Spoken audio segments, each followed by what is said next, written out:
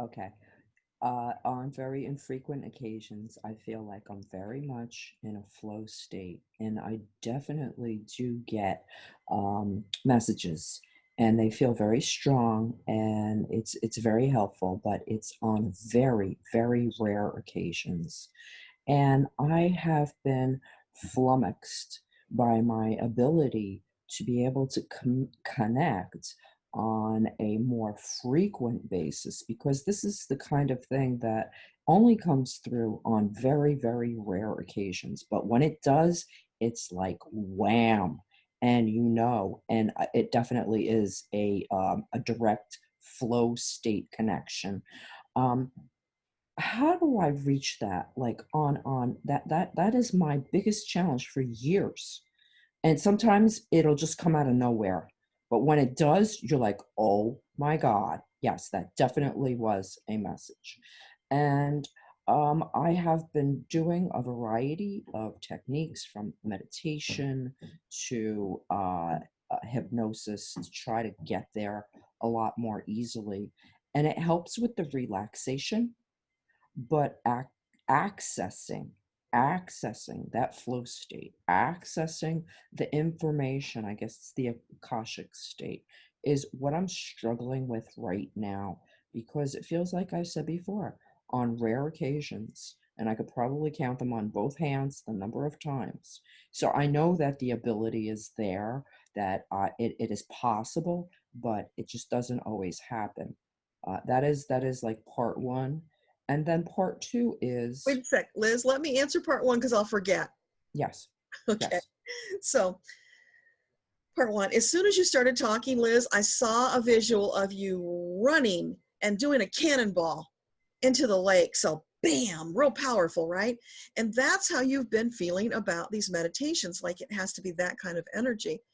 And no, it doesn't always. Sometimes it can be as gentle as the feather that came up earlier, right? yes, yes. I That's, feel that. Yes, I yeah. definitely have felt So that. it's your expectations that are holding you back.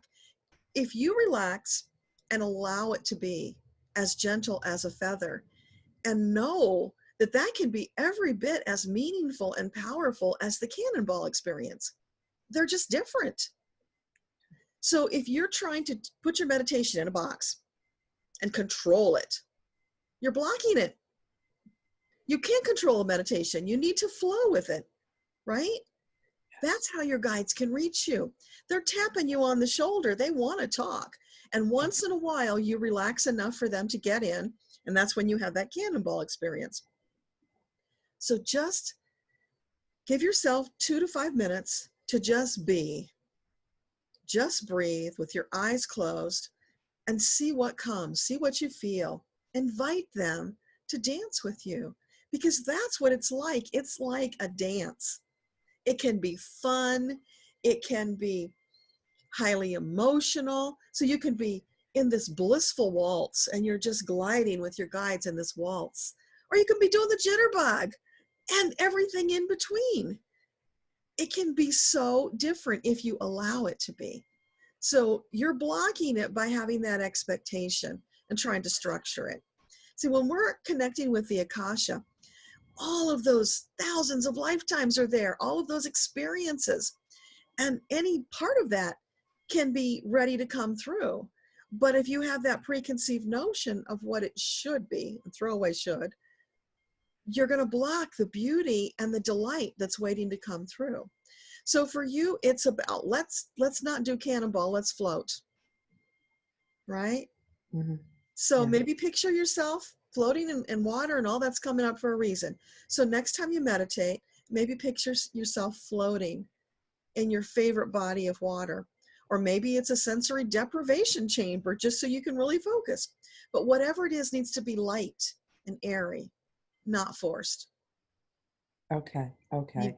That's helpful. That's okay. very helpful. I will work more on that, especially with the feather. Um, but then I guess from a part 2 on that is a little bit more specifically, because I have been feeling like I'm sort of blocked, is do you feel anything coming through that is important for me that would be helpful from my guides that you're getting any information? So what nugget do you want to share with Liz today? She's searching for something meaningful that she can carry away with her. Mm. I'm seeing your hands, and your hands are cupped, and they're kind of glowing because there's something in those hands. It's that nugget, right? And it's glowing. And the hands are closed, so I can't see what it is. And I'm you, right? And so I'm trying really hard to see what it is without opening my hands. And that's what you've been doing with your meditation. And so you're visualizing, you're thinking, oh my gosh, is it a nugget of gold? Is it a diamond? Is it some fabulous jewel? Is it a butterfly? What is it?